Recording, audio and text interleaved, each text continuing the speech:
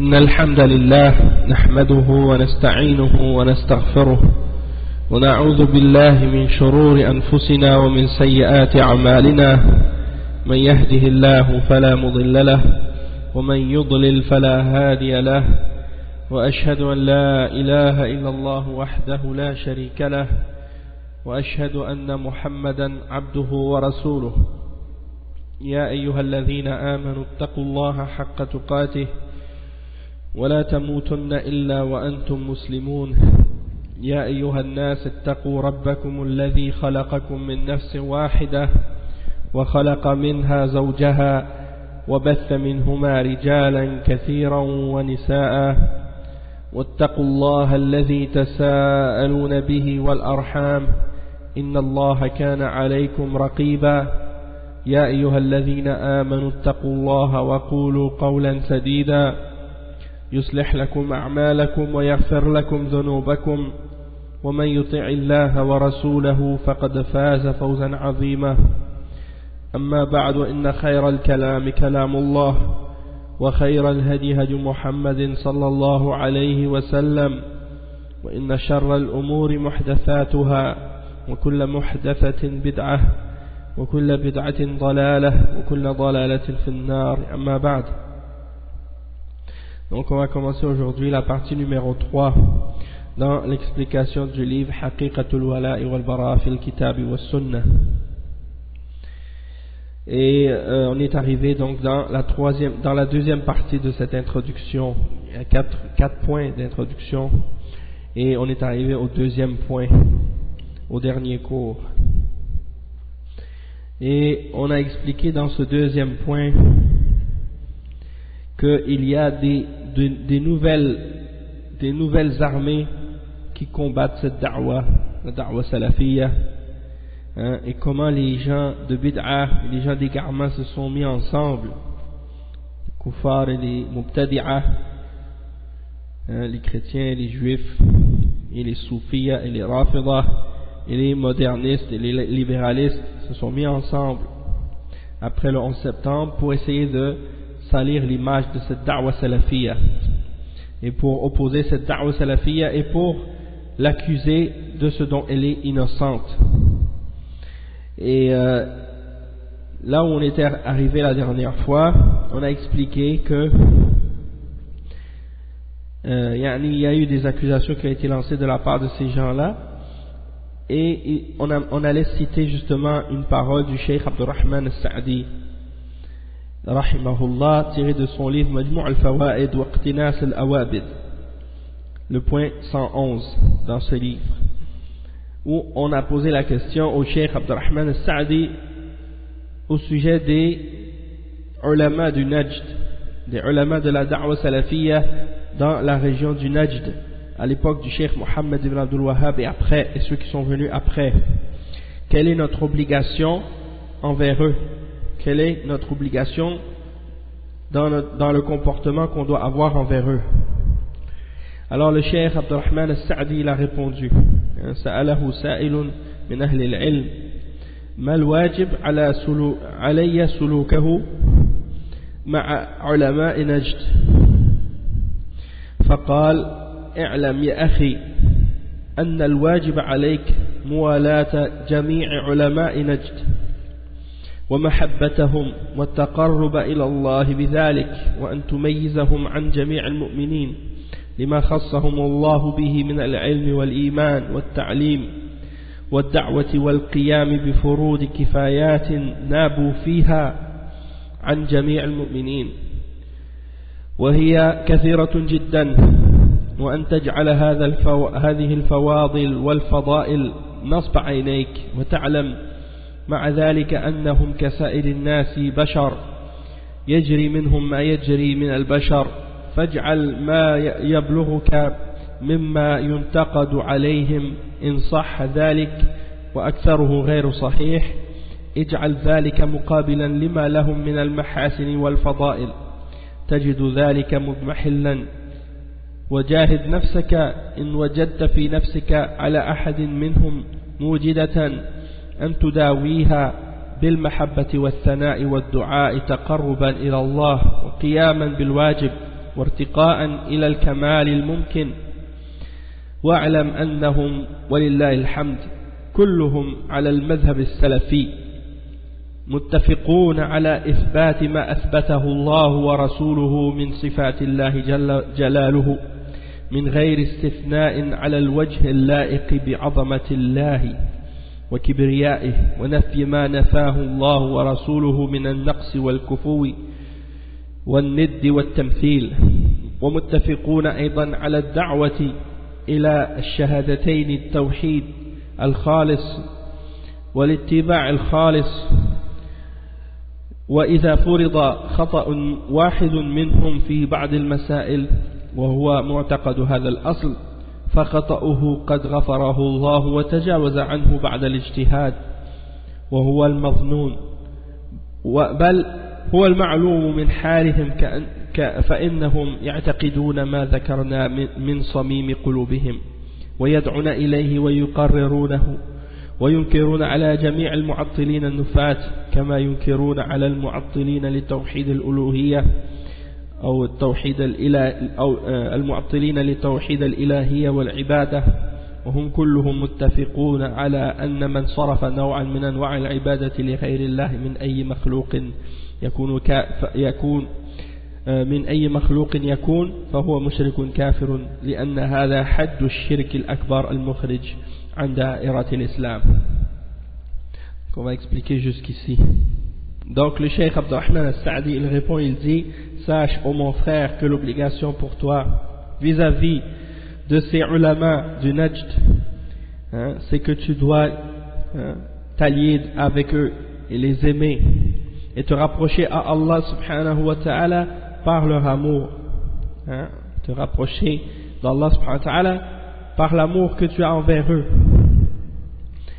et que tu dois avoir cet amour-là de façon particulière et distinguée, tu dois avoir envers eux un amour qui est particulier et distingué de l'amour que tu as pour le reste des musulmans et du reste des croyants, parce que Allah subhanahu wa ta'ala leur a donné la science et la foi et l'enseignement et la da'wah et le fait qu'ils ont établi des obligations de la sharia que seuls eux ont mis en application, qui font partie des obligations qui font partie des obligations qu'on appelle les kifayat, c'est-à-dire les choses qui sont obligatoires jusqu'à ce qu'une partie suffisante de la Ummah les ait appliquées, puis que si une partie suffisante des musulmans l'ont appliquée, alors elles ne sont plus obligatoires pour le reste.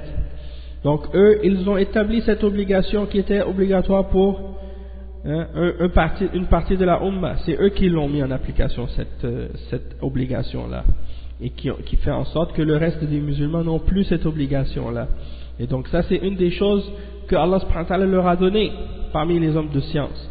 Et donc à cause de tout ça, ils ont droit de notre part à un amour particulier au-dessus de tous les autres croyants.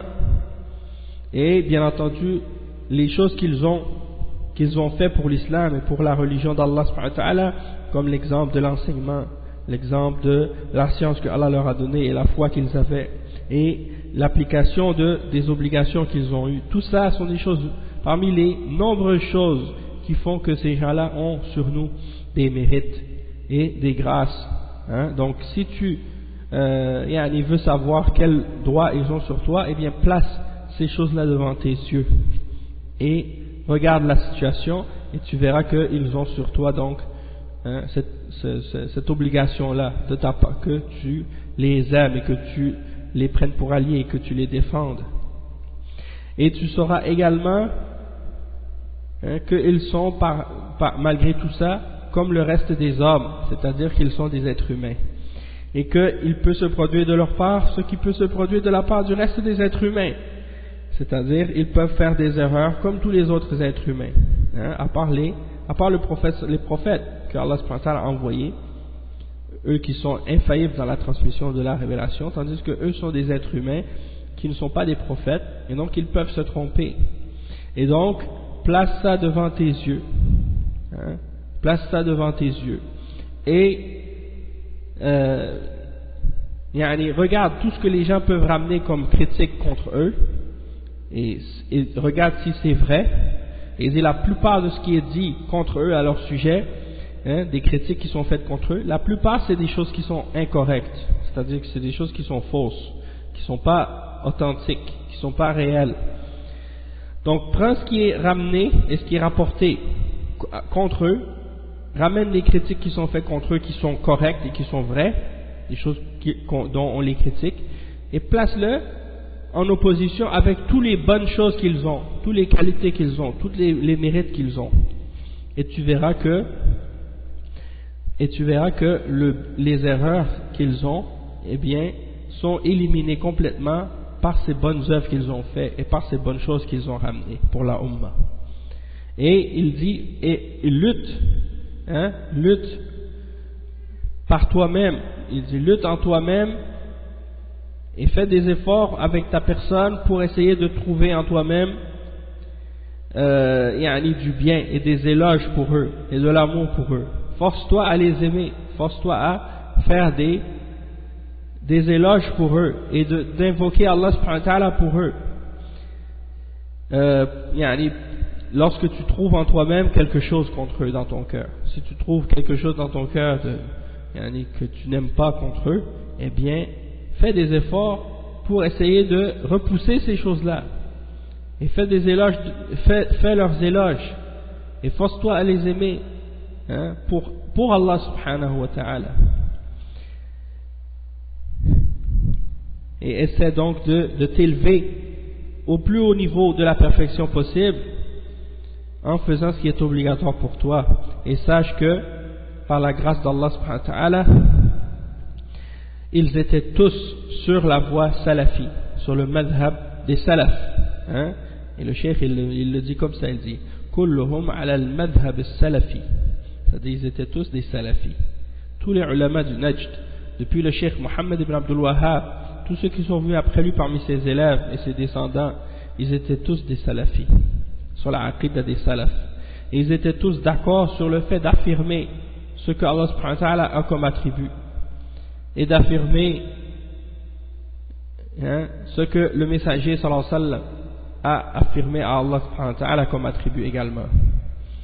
Donc ils affirment pour Allah ce que Allah s'est affirmé lui-même comme attribut et comme nom, et ils affirment également ce que le messager sallallahu alayhi wa sallam a affirmé à Allah subhanahu wa ta'ala comme attribut et comme nom, sans exception et de la manière qui convient à Allah subhanahu wa ta'ala et à sa grandeur et à sa majesté. Et ils sont d'accord également pour nier tout ce que Allah subhanahu wa ta'ala a nié pour lui-même comme défaillance ou comme faiblesse ou comme imperfection ou comme nid, comme le fait d'avoir un nid, un égal, ou d'avoir un semblant ou une ressemblance quelconque. Donc ils ont nié ce que Allah subhanahu wa ta'ala a nié de ces choses-là, et ils ont nié également ce que le messager d'Allah sallallahu alayhi wa sallam a nié au sujet d'Allah de ces choses qu'on a mentionnées, comme les défaillances ou les faiblesses ou les imperfections, ou d'avoir une comparaison ou un égal ou une ressemblance parmi la création. Et ils sont tous d'accord pour le fait sur le fait qu'on doit appeler à la ilaha illallah et à Muhammad Rasulullah, les deux témoignages de la foi, et qu'on doit appeler au tawhid pur et à suivre l'exemple du prophète Muhammad sallallahu alayhi wa sallam. Et ils sont tous d'accord sur ces fondements-là. Donc si jamais on trouve chez eux une erreur dans une de ces questions qu'on a parlé, eh bien cette erreur-là leur sera pardonnée. Et on va passer par-dessus après qu'on ait su que c'est une erreur qu'ils ont fait par ijtihad. Et ça c'est ce qu'on pense. Et c'est ce qu'on sait également de leur état. Parce que ce sont des gens qui croient en tout ce qu'on a mentionné du plus profond de leur cœur. Et qu'ils invitent et ils appellent les gens à ces principes-là et à ces croyances-là, qui est la croyance des salafs. Et ils dénoncent et condamnent toutes les négations des gens qui nient les attributs d'Allah subhanahu wa ta'ala, quand ils nient les attributs d'Allah et quand ils déforment le sens des attributs d'Allah subhanahu wa ta'ala, ils condamnent ça et ils réfutent ces gens-là. Et ils affirment également le tawhid dans l'adoration, le tawhid al-ibada. Et ils sont tous d'accord sur le fait que quiconque offre à autre que à Allah subhanahu wa ta'ala une forme quelconque d'adoration à une créature quelconque, eh bien celui-là il est un mushrik et un kafir, parce qu'il a commis un acte de shirk majeur qui fait sortir des limites de l'islam. Donc tous ces imams étaient d'accord avec ces principes et ces fondements qui sont les fondements de la aqidah de Ahl Sunnati wal Jama'a et des Salaf al-Salih. Donc s'ils ont fait une erreur dans quelque chose, eh bien ils sont excusés, puisque ce sont des ulama mujtahidoun et qu'ils ont fait des erreurs dans des questions, et qu'ils auraient fait des erreurs dans des questions là, alors dans certaines questions, alors qu'on sait que ce sont des ulama qui sont sur la voie des Salaf al-Salih. Ce ne sont pas des gens de bid'ah, ce ne sont pas des mubtadi'ah, ou des gens qui suivent une voie autre que la voie de Ahl Sunnati wal Jama'a. Ce sont des ulama qui suivent la voie des Salaf al-Salih et qui suivent la aqidah de Ahl Sunnati wal Jama'a et qui ont montré leur sincérité dans cette voie et dans cette aqidah à travers leurs écrits, à travers leur da'wa, à travers le travail qu'ils ont fait, à travers leur vie. Et donc on peut savoir que s'ils font une erreur dans quelque chose, eh bien qu'ils sont excusés et pardonnés pour cette erreur-là. Contrairement aux gens qui ont défendu la bid'ah et qui ont suivi une voie d'innovation et d'égarement, et que c'est ça leur règle et leur base, alors ceux-là c'est des gens qui suivent leur passion. Et on a la preuve qu'ils suivent leur passion parce qu'ils suivent une voie d'égarement dans la plupart de ce qu'ils suivent de la religion. Tandis que ce n'est pas le cas de ces grands imams et de ces grands ulama qui ont établi leur aqidah sur les fondements de la sunna et sur les bases de la aqidah du tawhid.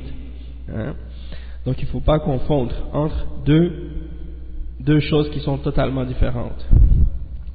Après le cheikh dit فإذا عرفت ما ذكرته لك عنهم وإن شككت في ذلك فاسأل العارفين الذين ليس لهم هوى ولا أغراض عرفت أن الواجب عليهم تمييزهم بالموالاة والمحبة والثناء ونشر فضائلهم وقمع من تعرض لهم ونصيحة من يظن بهم خلاف ما ذكرناه واجعل هذا طريقك الذي تسلكه فإنه الطريق المستقيم الموافق للكتاب والسنة ولقواعد الشريعة وأصولها ثم إياك يا أخي أن تسمع بأحد منهم قدحا أو انتقادا إلا رددته ونصحت المعترضين وبينت له مقاماتهم العالية ولا يغرنك ترك أكثر الناس لمراعاة هذا الحق الذي هو آكد حقوق المسلمين وبه يحصل للعبد من الخير والثواب ويحصل به من المصالح الخاصة والعامة شيء كثير. Donc il termine la réponse en disant que si tu sais donc tout ce qu'on a mentionné à leur sujet et que tu as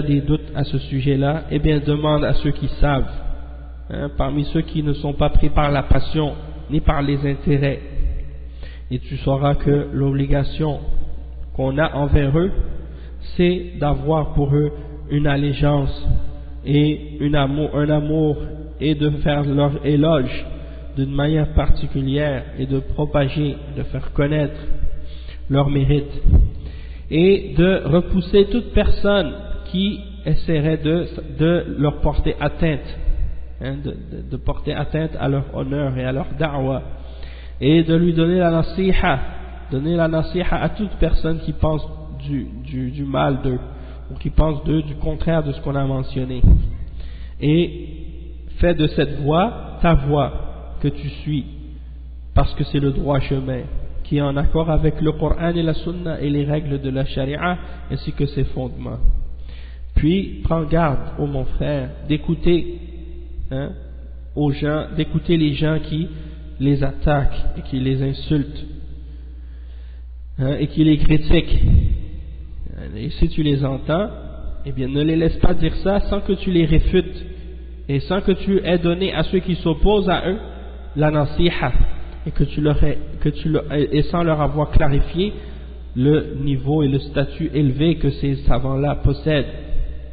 Et ne te laisse pas tromper par le fait que la plupart des gens manquent à ce devoir qu'ils ont de respect envers ces grands ulama, qui fait partie des droits les plus certains, les plus confirmés par la charia que les musulmans peuvent avoir. Et c'est par ces droits-là, bien entendu, c'est par le respect de ces droits-là que le musulman pourra atteindre le bien et la récompense, et qu'il pourra obtenir tous les biens et les bonnes choses de cette qu'il pourra obtenir et arriver à tout ce qui est bien. Et ça, c'est une obligation qui est pour tous les musulmans, que ce soit le musulman du commun ou bien le musulman parmi les ulama.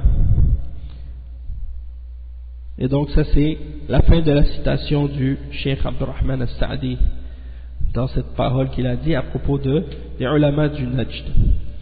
Et c'est pour répondre à ceux en même temps qui critiquent les ulama du Najd et ceux qui ont été les élèves du Cheikh Mohammed ibn Abdul Wahhab et qui ont suivi sa da'wa après lui et qui essaient de le critiquer ou de l'accuser.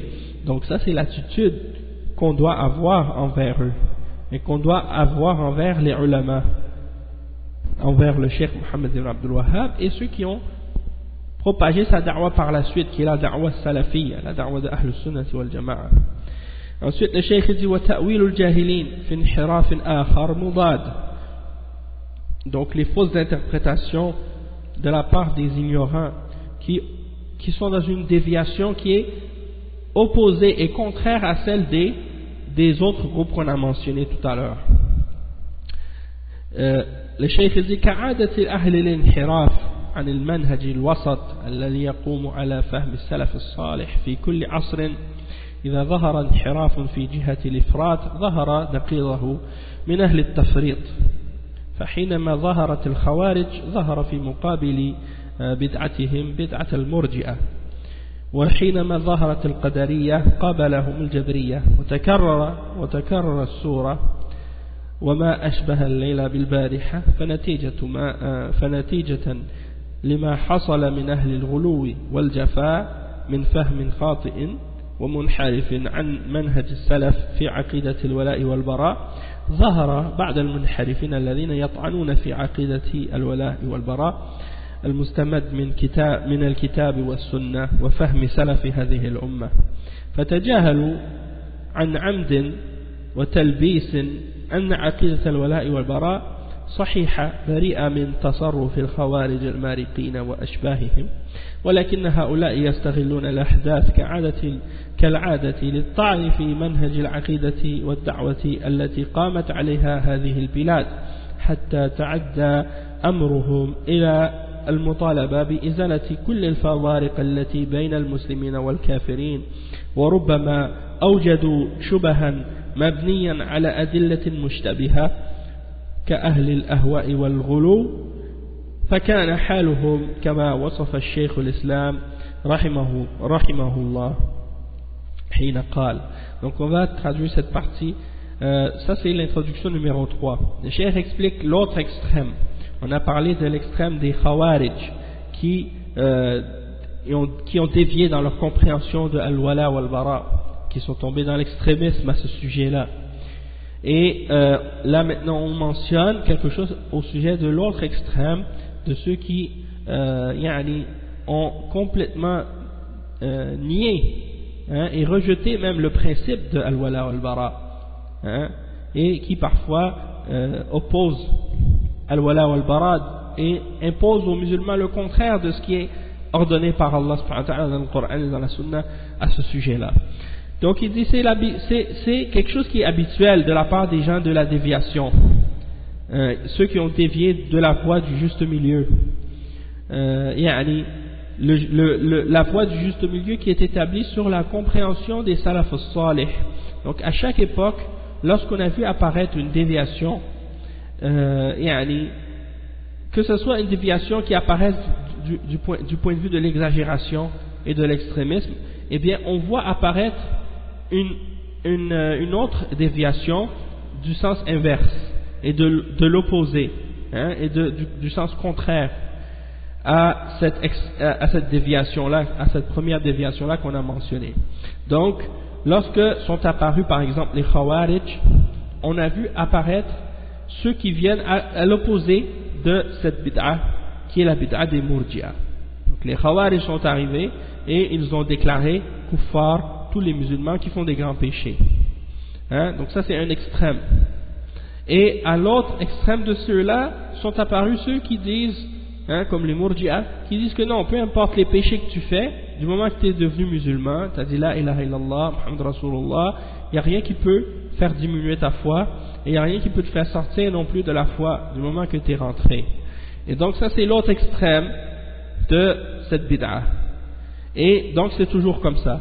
Quand il y a une bid'a qui apparaît dans l'extrême, eh bien il y a une autre bid'a qui apparaît dans le sens opposé, qui est le contraire de cette bid'a, et qui est l'exagération dans le laxisme. Et donc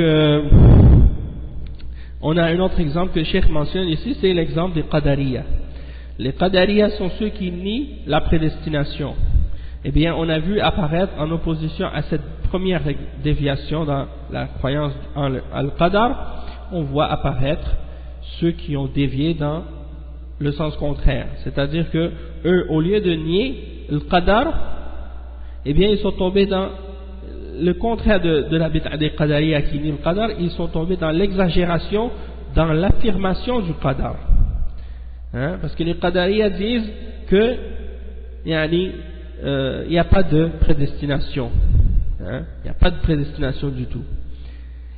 Et eux, les Jabriya, c'est le contraire. Ils disent non, l'être humain, il n'a pas de volonté. Et il n'a pas de capacité de rien. C'est-à-dire, il est comme une plume qui se laisse pousser par le vent. Il n'a aucune liberté, aucun choix, aucun libre arbitre. Donc ça, c'est l'opposé des Qadariya. Et donc, à chaque fois, on voit cette chose-là se répéter à travers l'histoire. Lorsque des bid'a apparaissent, quelqu'un amène une bid'a qui fait tomber dans un extrême, et on voit que cette mauvaise compréhension qu'ils ont eue, qui les ont amenés à cet extrême, eh bien, elle fait qu'il y a une autre bid'a qui apparaît, qui va dans l'autre sens. Et donc, ça c'est le résultat des gens de l'exagération et du laxisme, qui ont une mauvaise compréhension, et une compréhension qui est déviée et déformée du manhaj des salaf as-salih. Dans la aqida, par exemple, on a vu la même chose apparaître à propos de al-wala wal-bara. Puisque lorsque des gens sont arrivés avec l'exagération dans al-wala wal-bara, et qui ont commencé à dire que tout musulman qui avait des interactions avec des kuffars, peu importe quelle interaction, que ça devient des kuffars parce qu'ils ont pris pour allier les kuffars, etc. Donc ça c'est une exagération, un extrémisme dans la compréhension de al-wala wal-bara. Et bien on a vu l'autre extrême qui est apparu. C'est des gens qui rejettent complètement la compréhension de al-wala wal-bara telle qu'elle est comprise par le Coran et la Sunna et la compréhension des salafs de cette ummah. Donc ils ont complètement ignoré volontairement ou bien juste par ruse la aqida de al-wala wal-bara, qui est celle qui est correcte, qui est comprise selon les principes et les règles du Coran et de la Sunna et de la compréhension des salafs, qui est exempte d'extrémisme. Eh bien, ils ont fait semblant qu'ils étaient pas, qu'ils connaissaient pas al-wala wal-bara, qui était en accord avec le Coran et la Sunna, et que tout ce qui existe, c'était, comme ils ont agi comme si tout ce qui existait c'était la déviation qui était ramenée par les Khawarij au sujet de al-wala wal-bara. Et donc, qu'est-ce qu'ils ont fait? Ils ont utilisé l'extrémisme des Khawarij au sujet de Al-Wala wal-Bara. Ils ont utilisé ça comme moyen pour attaquer ce principe et ce fondement de la Aqidah. Hein? Et en particulier, donc, le principe et la méthodologie de la Aqidah et de la Da'wah qui est connue et qui est établie et qui est un fondement en Arabie Saoudite.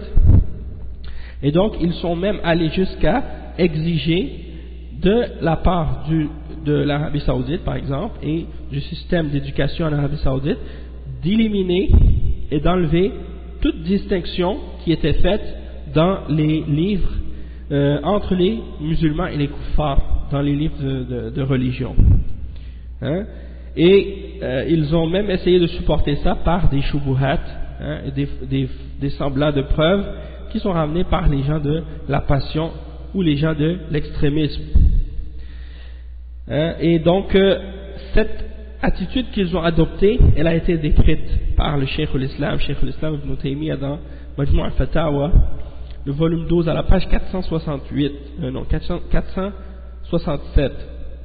Cheikh al-Islam, il a dit: وبإزاء هؤلاء المكفرين بالباطل أقوام لا يعرفون اعتقاد أهل السنة والجماعة كما يجب أو يعرفون بعضه ويجهلون بعضه وما عرفوه منه قد لا يبينونه للناس بل يكتمونه ولا ينهون عن البدع المخالفة للكتاب والسنة ولا يضمون أهل البدع ويعاقبونهم بل لعلهم يضمون الكلام في السنة وأصول الدين ذما مطلقا ولا يفرقون فيه بين ما دل عليه الكتاب والسنة والإجماع وما يقوله أهل البدعة والفرقة أو يقرون الجميع على مذاهبهم المخالفة كما يقر العلماء في مواضع الاجتهاد التي يسوغ فيها النزاع وهذه الطريقة قد تغلب على كثير من المرجئة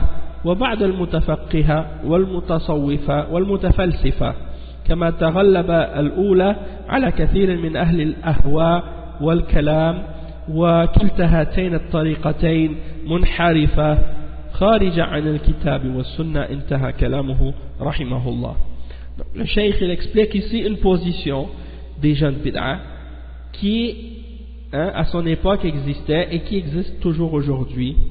Le cheikh explique, il dit qu'à l'opposé des gens qui font le takfir de façon erronée, de façon fausse, on a vu apparaître des gens qui ne connaissent pas la aqidah de Ahl Sunnah wal Jama'a comme il faut. Ou bien, ils connaissent une partie de cette aqidah, mais ils ignorent le reste. C'est-à-dire, ils en connaissent juste une partie seulement. Ils ne connaissent pas la aqidah de Ahl Sunnah au complet. Et il dit ensuite, et ceux qu'ils en connaissent, ils ne l'expliquent pas aux gens. Au contraire même, ils la cachent. Ou bien, ils n'interdisent pas, et ils n'interdisent pas les bid'ah qui sont en contradiction avec le Coran et la Sunna. Et ils ne blâment pas les gens de bid'ah, et ils ne les punissent pas. Même que certains d'entre eux blâment le fait de parler au sujet de la Sunna et des fondements de la religion de façon générale. Et ils ne font pas la distinction dans les questions de aqidah et des questions qui ont rapport avec les fondements de la religion. Ils ne font pas de distinction dans ces choses-là entre ce qui est prouvé par le Coran et la Sunna et le consensus et ce que disent les gens de bid'a et de division. Ou bien ils acceptent tout le monde sur les voies divergentes sur lesquelles ils sont. Et ils acceptent ça. Ils acceptent les divisions et les divergences. Tous ces exemples que le Cheikh Ibn Taymiyyah est en train de mentionner sont des exemples qui existent aujourd'hui, même chez certains groupes, parmi les groupes de bid'a et d'égarement à notre époque. Il dit ensuite, ou bien ils acceptent tous les groupes, toutes les voies divergentes, telles qu'elles sont. De la même manière que certains ulama acceptent les différentes divergences qui existent dans les questions d'ijtihad, sur les questions dans lesquelles il y a des divergences à cause d'une ijtihad, Hein? Et ça, cette voie-là, c'est une voie qu'on voit le plus souvent chez les Murji'a, c'est une attitude qu'on retrouve plus souvent chez les Murji'a, et certains parmi les gens qui prétendent au fiqh et qui prétendent au tasawwuf, suivent le soufisme et la philosophie. Ça, c'est des gens chez qui on voit apparaître ces tendances, les tendances d'agir de cette manière-là par rapport à la aqida. Hein? On voit ça chez les Murji'a, chez les gens qui prétendent au fiqh, qui prétendent au soufisme et qui prétendent à la philosophie. Hein? De la même manière qu'on voit également la première attitude chez beaucoup d'entre les gens de la passion et des gens du kalam, hein? Des gens qui ont des paroles d'innovation et qui utilisent les bid'a des gens de kalam. Et ces deux voies-là sont des voies qui sont déviées et qui sont en dehors du Coran et de la Sunna. Donc ça, cette parole-là, vraiment, c'est une parole qui démontre et qui clarifie beaucoup de choses par rapport à l'attitude des gens de bid'a à cette époque-là et même encore aujourd'hui. C'est tiré donc, comme j'ai dit, du volume 12 à la page 467 de Majmou' al-Fatawa de Cheikh al-Islam Ibn Taymiyyah. Donc il dit, à l'opposition de gens qui font le takfir sans preuve, hein, comme les Khawarij, il y a d'autres personnes, ils ne connaissent pas la aqida de Ahl Sunnah wal Jama'a comme il faut. Et ça, c'est la réalité de beaucoup de gens aujourd'hui, comme les Ikhwan, les Tabligh et d'autres groupes de bid'a parmi les partis et les différents groupes de bid'a et de hizbiyya. Ils ne connaissent pas la aqida de Ahl Sunnah comme il faut. Même que certains d'entre eux vont penser que la voie de Ahl Sunnah ou la aqida de Ahl Sunnah, ils pensent que c'est la aqida des Asha'ira et des Maturidiyya. Et ils pensent que ce sont eux qui sont Ahl Sunnah wal Jama'a. Donc ils ne connaissent pas Ahl Sunnah wal Jama'a. Hein? Ou bien ils savent une partie de cette aqida de Ahl Sunnah, mais ils ignorent d'autres, le reste de cette aqida. Donc ils en connaissent juste une partie seulement. Ils ne connaissent pas la aqida de Ahl Sunnah au complet. Comme c'est le cas de beaucoup d'entre eux, certains des hizbiyyin aujourd'hui, qui sont en accord avec certains aspects de Ahl Sunnah wal Jama'a, mais qui dans d'autres points, eh bien, ils rejettent la voie de Ahl Sunnah wal Jama'a.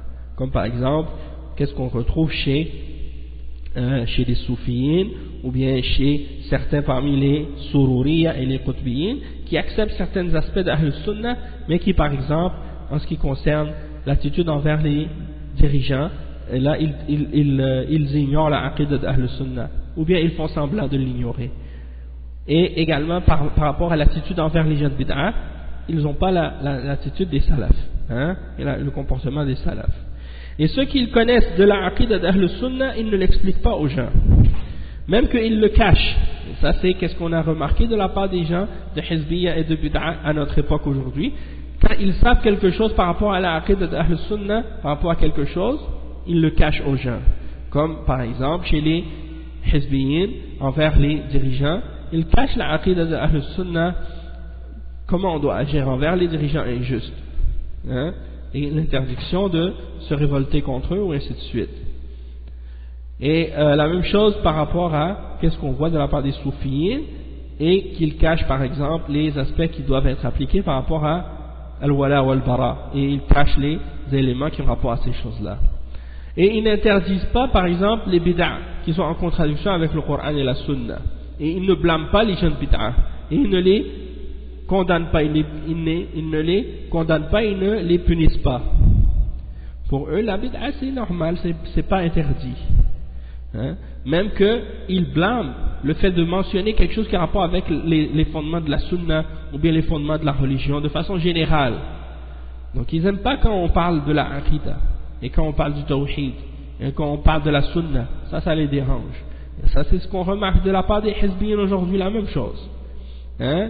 Et ils ne font pas de distinction entre les questions des fondements de la religion qui sont prouvés par le Coran et la Sunna et l'ijma', le consensus, et ce que disent les gens de bid'a et de division. Ils mettent tout au même niveau.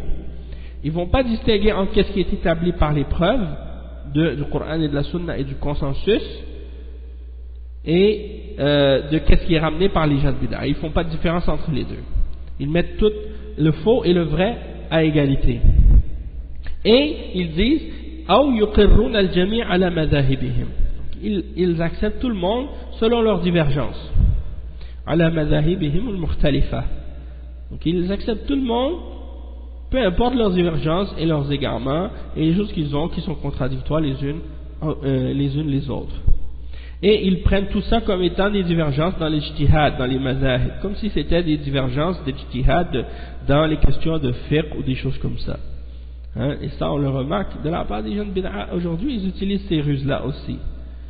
Et ça c'est ce qu'on a vu apparaître chez ces gens-là, chez les murji'a, les mutafaqqiha, les mutasawwifa, les mutafalsifa et ainsi de suite. Comme le cheikh il l'a décrit tel quel.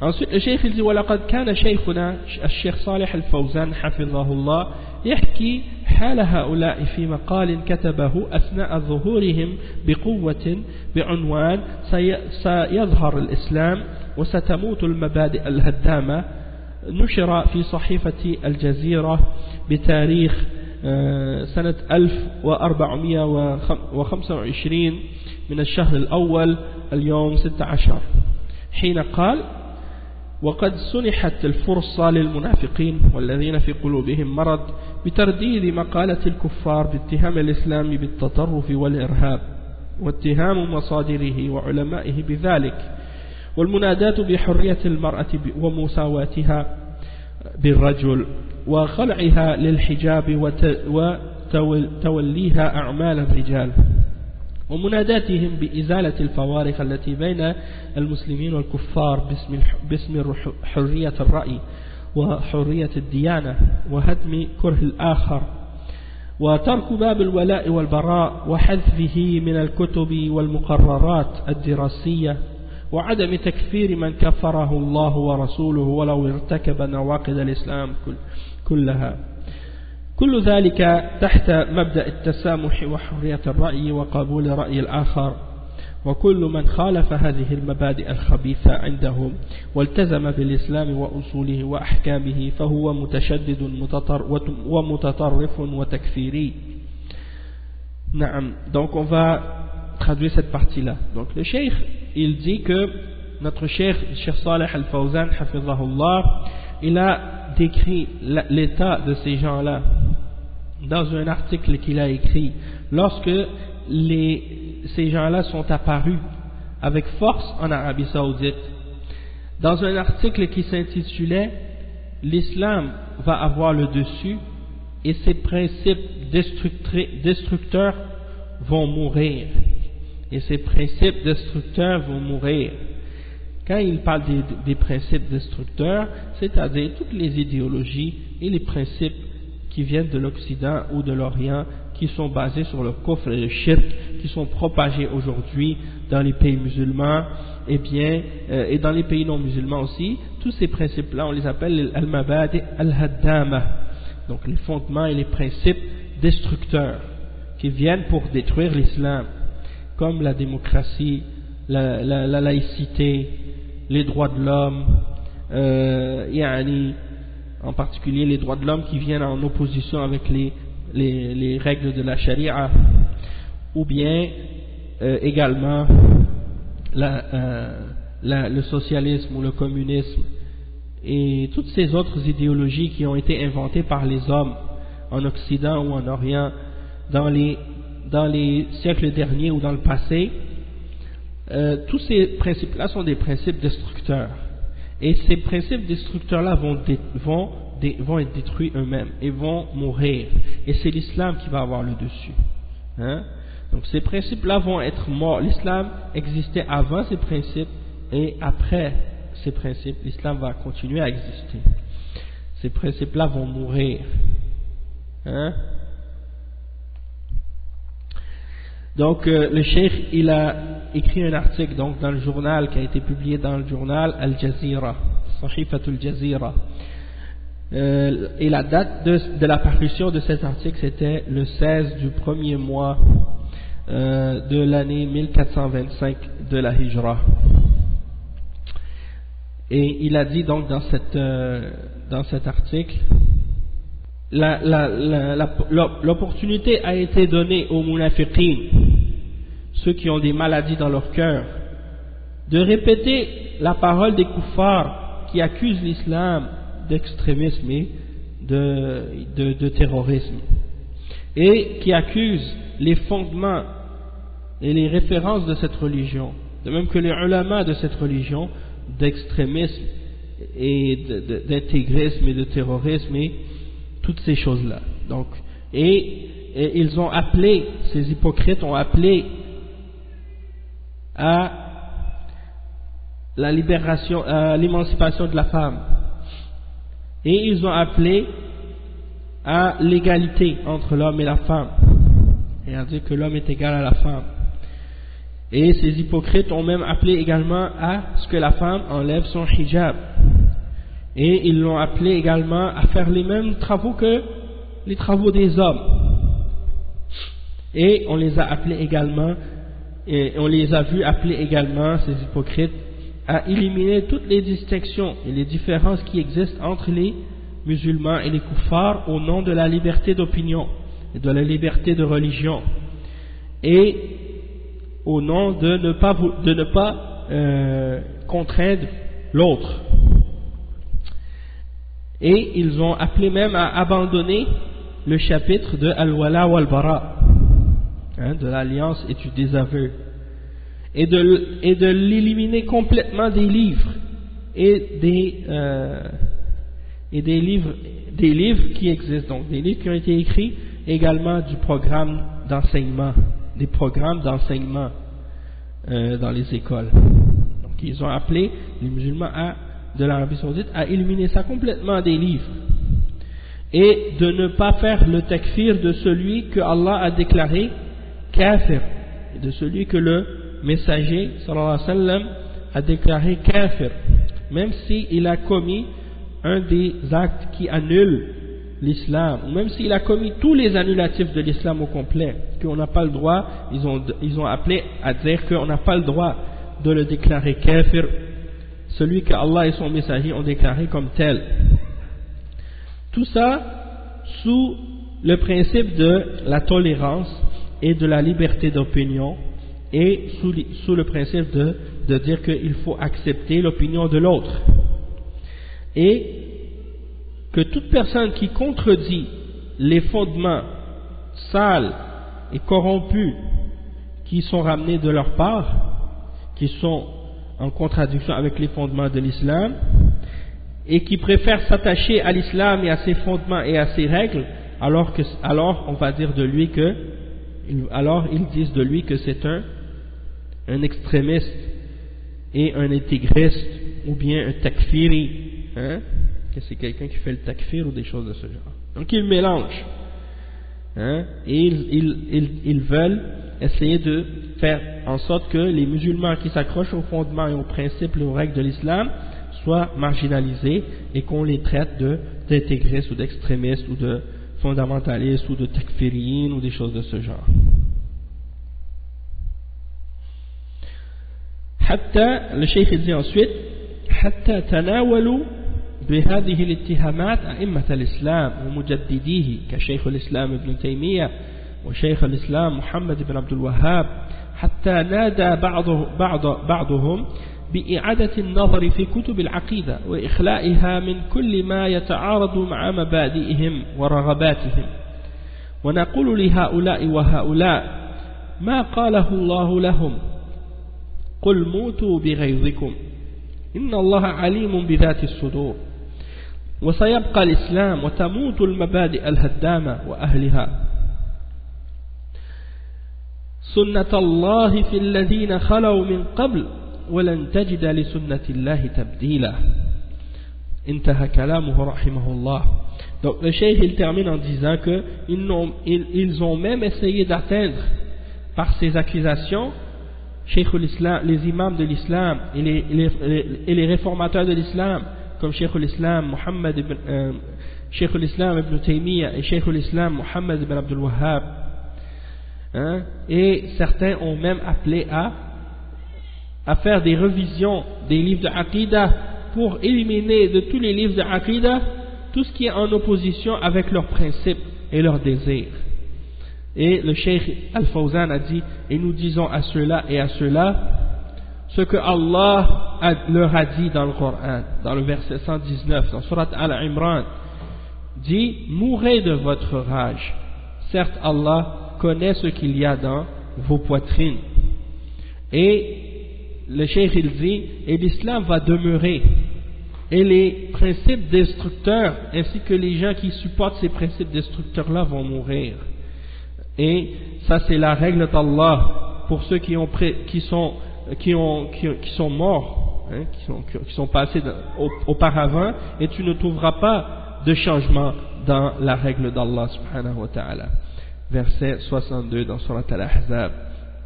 Et ça c'est la fin donc de cette citation des paroles du Cheikh Al-Fawzan, qui clarifie donc l'attitude de qu'est-ce qui a été fait de la part de certains hypocrites là-bas en Arabie Saoudite après le 11 septembre. Il y a eu cette pression-là qui a été faite de la part des kuffars et de la part des munafiqines pour essayer d'éliminer les principes et les fondements de Al-Wala wal-Bara, des livres d'enseignement et d'éducation, et également même, subhanallah, des livres de Aqidah.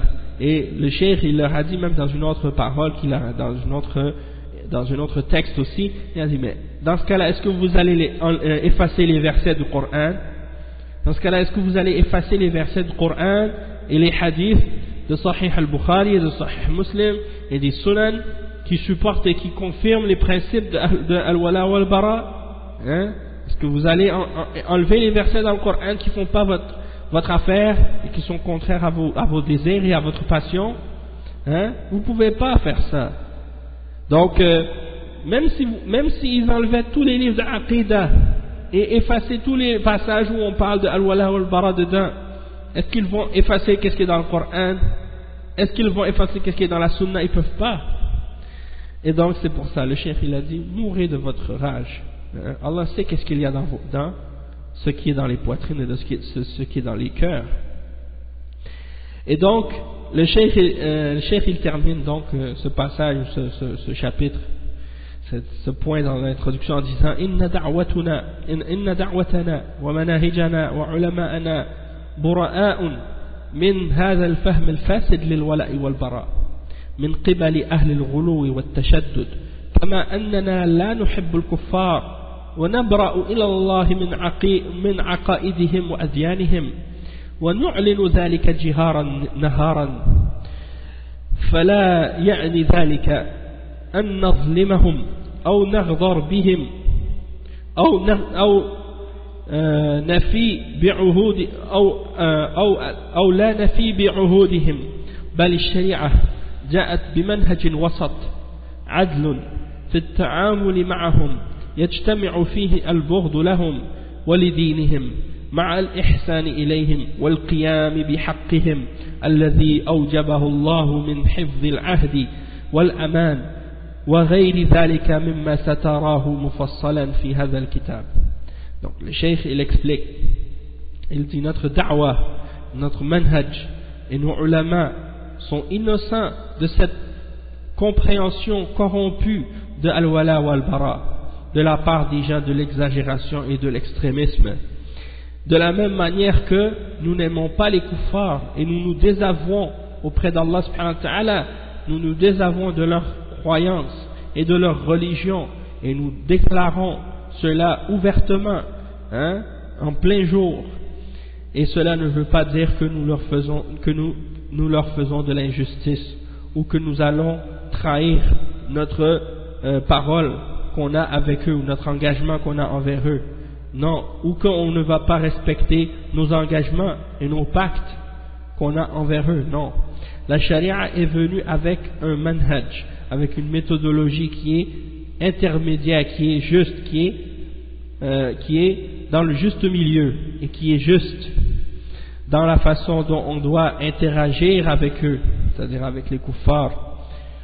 Et dans cette voie et dans ce chemin de justice, dans cette voie du juste milieu, on réunit entre la haine pour eux et pour leur religion, de même que, et avec également le bon comportement envers eux et le respect de leurs droits qu'ils ont sur nous, que Allah subhanahu wa ta'ala a rendu obligatoire de respecter, comme le pacte, l'engagement et les ententes, hein, et tout ça on va le voir en détail dans ce livre, dans qu'est-ce qui va suivre, Inch'Allah.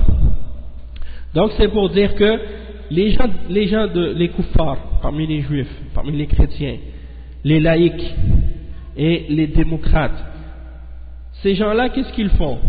Ils prennent l'exemple des takfiriyin et des khawarij et des qutbiyin et des sururiya, tous ces gens-là qui sont tombés dans l'extrémisme au sujet de al-wala ou al-bara. Donc ces gens-là, ils regardent le comportement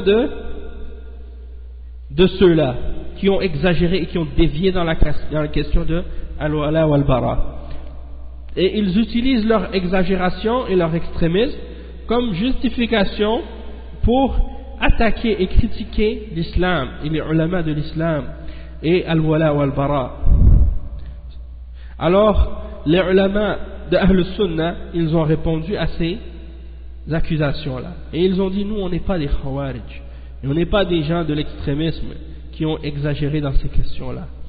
Mais en même temps, ça ne veut pas dire qu'on va tomber dans l'autre extrême des soufiyin et des murji'ah et des gens de bid'ah qui disent non, il faut aimer les kuffars, il faut aimer les juifs, il faut aimer la religion des juifs et la religion des chrétiens et la religion, il faut aimer toutes les croyances et accepter la liberté de croyance et la liberté de religion et l'égalité entre l'homme et la femme et toutes les autres faussetés, et puis par la suite qui traitent les musulmans salafiyin d'extrémisme, hein, ceux qui sont dans le juste milieu, ils les traitent d'extrémistes parce que eux se tiennent sur la voie du juste milieu, qui est d'établir la réalité sur les questions qui ont rapport avec ces choses-là, de détester qu'est-ce que Allah déteste et d'aimer ce que Allah aime, et de déclarer la haine qu'on a envers le kufr et le shirk et les gens qui suivent le kufr et le shirk, et tout de même que ça ne veut pas dire qu'on va faire de l'injustice à ces gens-là, ou qu'on va trahir nos paroles et nos engagements et nos pactes, et qu'on ne va pas respecter les ententes et les engagements qu'on a envers eux. Non, bien au contraire. On les déteste et on déteste leur religion, mais en même temps on respecte notre parole et nos engagements, et en même temps hein, on agit de façon juste avec eux, comme Allah nous l'ordonne. Hein. Donc ça c'est l'attitude qu'on doit avoir par rapport à ces questions-là. Et c'est pas de rentrer dans le jeu de ces kuffars pour commencer à nier ce qui est affirmé dans le Coran et dans la Sunna, ou d'affirmer ce qui est nié. Non, c'est de rester dans le juste milieu, d'affirmer ce qui est affirmé, de nier ce qui est nié dans la révélation, et de mettre les choses à leur juste milieu, à leur juste place. Donc on vient de conclure par là le troisième point dans cette introduction. Maintenant on rentre dans le quatrième point de cette introduction, qui est le dernier des 4 points qui sont mentionnés dans l'introduction de ce livre, avant de rentrer dans le cœur du sujet lui-même, et c'est à propos des imams de la da'wah et des prétentions de takfir, à propos des imams de la da'wah salafiyya du Najd, de la da'wah du Cheikh Mohammed ibn Abdul Wahhab et de ceux qui l'ont suivi par la suite, et de la prétention du takfir que certains parmi les gens de bid'a et les gens parmi les ignorants ont accusé le cheikh de faire le takfir des musulmans. Et le cheikh a répondu à ces shubuhat, et à beaucoup d'autres également parmi les grands ulama, élèves du cheikh, qui ont répondu à ces accusations-là et qui ont clarifié la réalité à ce sujet-là. On va lire plusieurs points à ce sujet, Inch'Allah. Ce point numéro 4, il est divisé en plusieurs questions. La première question, c'est que le cheikh Mohammed ibn Abdul Wahhab et ceux qui l'ont suivi ont fait en sorte que cette obligation soit tombée du reste de la Ummah, parce qu'ils ont établi cette obligation-là, l'obligation d'établir la purification et la da'wa et l'ordonnance du bien et l'interdiction du mal, et ainsi de suite, et donc à cause de eux ce n'est plus une obligation pour le reste de la Ummah. Le deuxième point, c'est que le cheikh lui-même et ceux qui ont supporté sa da'wa après lui sont innocents du takfir et du combat à la méthode des khawarij. Donc c'est très important de faire la différence entre la da'wa et le djihad et ces questions-là, selon la compréhension de Ahlus Sunnati wal Jama'a et selon la compréhension des khawarij. Aujourd'hui, maintenant, dans les médias et chez les kuffars et chez même certains groupes de bid'a parmi les soufiyines et autres, c'est ça ce qu'ils essaient de faire croire aux gens. Ils essaient de faire croire aux gens qu'il n'y a plus de différence entre la voie des khawarij et la voie des salafiyines, de Ahlus Sunnah. Maintenant, vous allez remarquer que toute personne, maintenant dans les médias, qui font des manifestations ou font des actes qui sont des actes de violence ou des choses comme ça, ou même des manifestations dans les rues, pour manifester par exemple contre le film du prophète Muhammad qui a été fait pour insulter le prophète Muhammad sallallahu alayhi wa sallam. Tous ceux qui font des actes de ce genre, on les appelle salafis dans les médias. Alors qu'on sait très bien que les salafis sont ceux qui condamnent ces choses-là.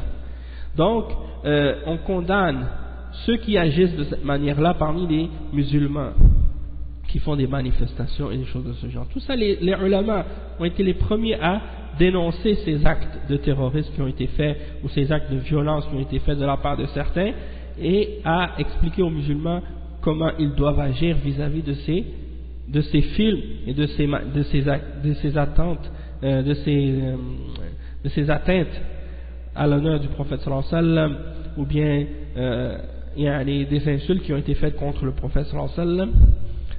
Ils ont appelé les musulmans à ne pas réagir de façon violente et à ne pas faire de manifestations. Donc, comment vous pouvez par la suite appeler ceux qui font ces choses-là de salafistes, alors qu'ils opposent tout ce que les ulama salafiyyin ont ordonné ou ont enseigné et expliqué par rapport à l'attitude qu'on doit avoir envers ces choses-là. Donc, c'est la preuve que qu'est-ce qui se passe maintenant dans les médias aujourd'hui, ça fait partie ou ça rentre dans qu'est-ce qu'on appelle la désinformation. Le but de faire paraître les salafis comme des gens mauvais, ou d'accuser les salafis des choses dont ils sont innocents. Et donc, pour savoir exactement pour ces journalistes-là, qu'est-ce que c'est un salafi, ça c'est les deux points qu'il faut leur poser, les deux questions qu'il faut leur demander, si jamais ils nous parlent des salafis ou nous demandent des choses au sujet des salafis. Deux choses très importantes. Premièrement, qu'est-ce que c'est un salafi pour vous? Parce que c'est clair qu'ils ignorent totalement qu'est-ce que c'est la réalité de qu'est-ce que c'est un salafi. Et deuxièmement, sur quoi vous vous basez? C'est quoi vos références pour définir et pour dire qu'est-ce qu'un salafi et qu'est-ce qui n'est pas un salafi? Donc si on connaît leurs références, si on sait c'est quoi leurs preuves, est-ce que c'est le Coran et la Sunna? Bien sûr que non. Donc c'est quoi leurs références? Est-ce que c'est les écrits de leurs spécialistes ou de leurs islamologues ou de leurs orientalistes? Si on veut savoir c'est quoi vos références pour qu'on puisse analyser justement d'où ces soi-disant spécialistes-là ont pris leurs informations, parce qu'il y a clairement une erreur quelque part. Puis que par la suite, là on est capable de leur répondre et de leur dire que vous êtes en train d'accuser des innocents, que vous êtes en train de salir l'image de la da'wa de ceux qui supportent l'islam à notre époque. Et bien entendu, comme on le sait, souvent c'est fait intentionnellement. C'est fait intentionnellement dans le but justement de donner une mauvaise image à cette da'wa et à salir l'islam. À salir l'islam. Parce qu'on les entend depuis plusieurs années, ils le répètent tout le temps.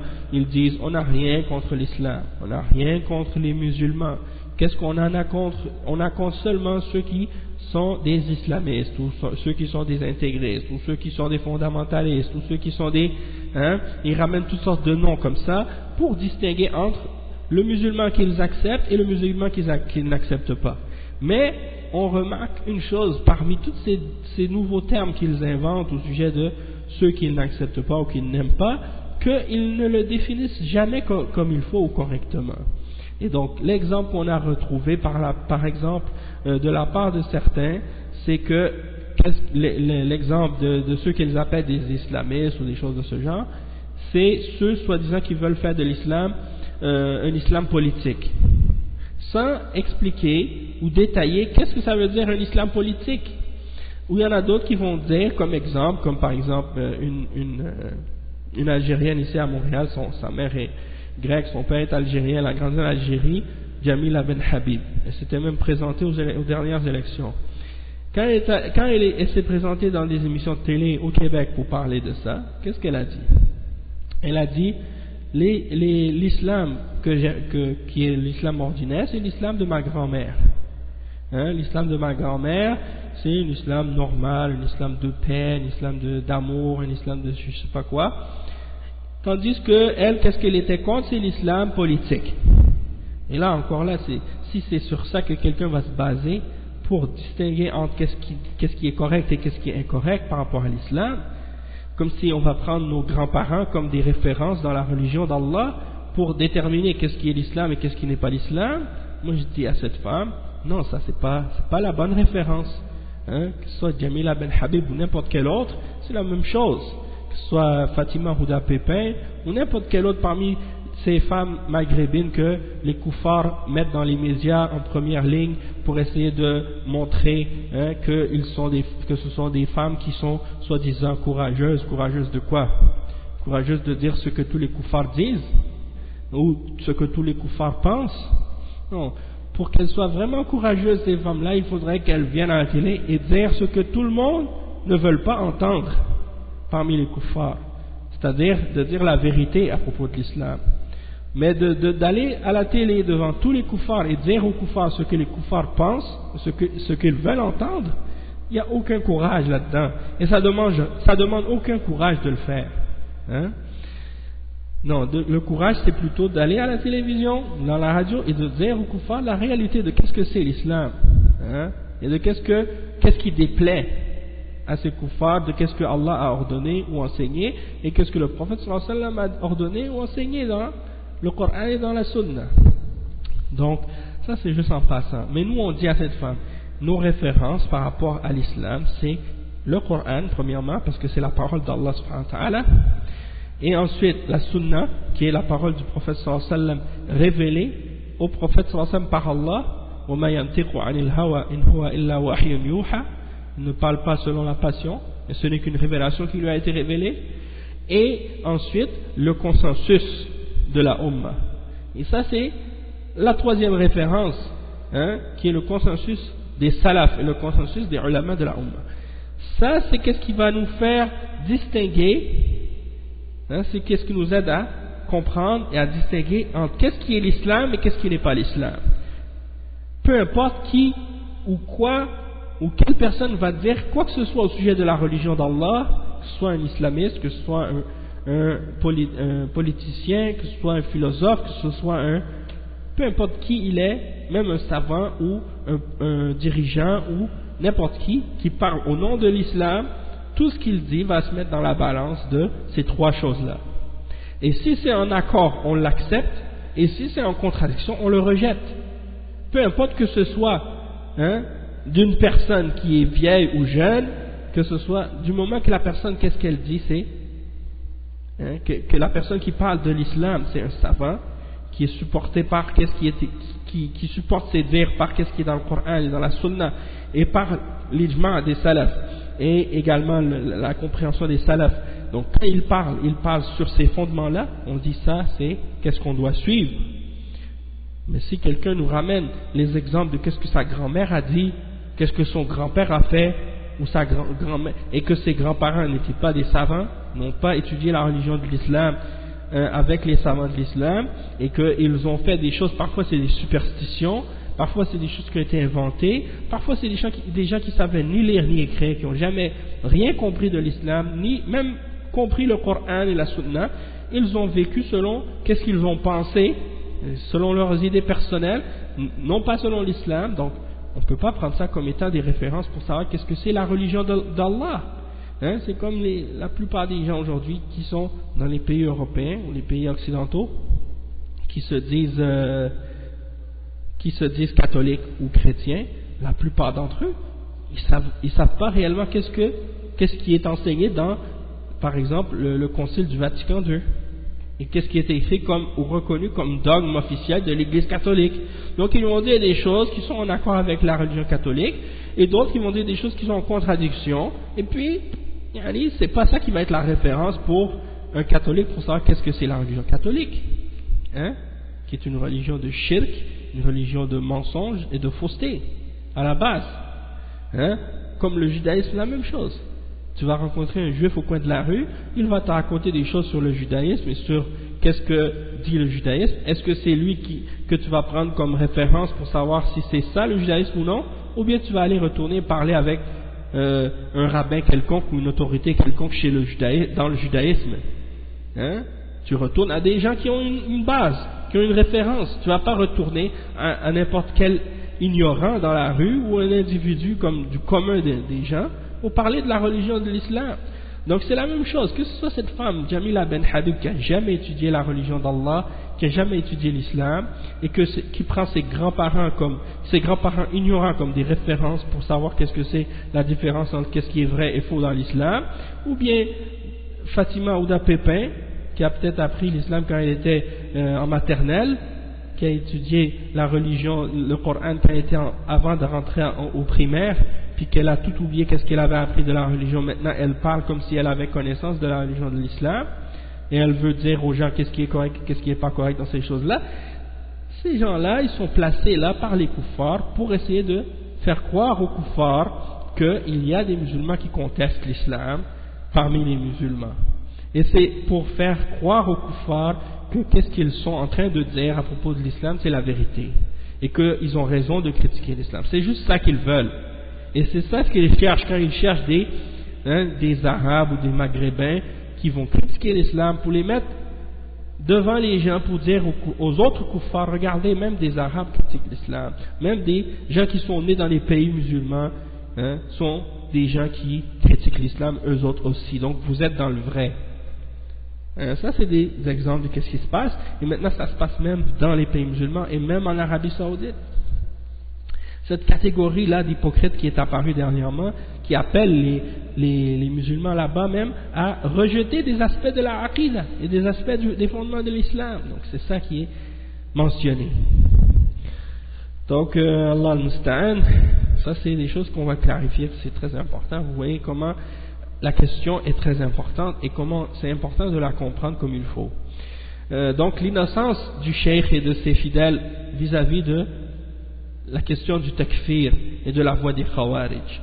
La question numéro 3 et le point numéro 3, c'est étonnant de voir comment les takfirines à notre époque et les khawarij parfois vont aller jusqu'à accuser l'Arabie Saoudite de takfir et accuser la da'wa du Cheikh Mohammed ibn Abdul Wahhab et essayer d'utiliser ces références-là comme preuve pour supporter leur takfir, alors que leur vraie référence, qui est Sayyid Qutb et Hassan al-Banna et la tendance des frères musulmans, ils n'en disent aucun mot.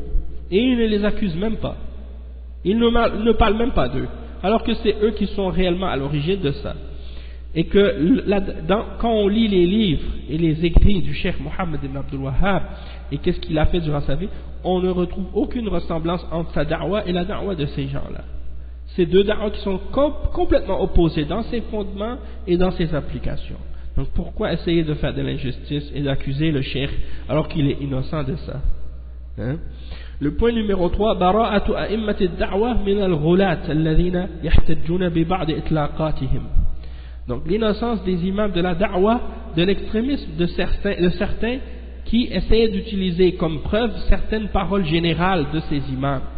Et là il y a la citation de certains d'entre eux, c'est un ulama de la da'wa qui parle de ce sujet-là. Puis ça c'est la fin, donc le dernier point qui sera expliqué par rapport à cette quatrième introduction-là, ou ce quatrième point dans l'introduction. Donc on va commencer ça au prochain cours, Inch'Allah, pour clarifier ça comme il faut, bi'idhnillah. Donc on va s'arrêter ici pour aujourd'hui. Subhanakallahumma wa bihamdik, ashhadu an la ilaha illa ant, astaghfiruka wa atubu ilayk. Barakallahu fikum wa jazakumullahu khayran, wa assalamu alaykum wa rahmatullahi wa barakatuh. Wa sallallahu wa sallam ala nabiyyina Muhammad wa ala alihi wa sahbihi wa sallama tasliman kathira. Et Inch'Allah, on va se retrouver demain pour le cours de Kashf al-Shubuhat avec le sharh du Cheikh Abdul Aziz ibn Baz rahimahullah. Assalamu alaikum wa rahmatullahi wa barakatuh.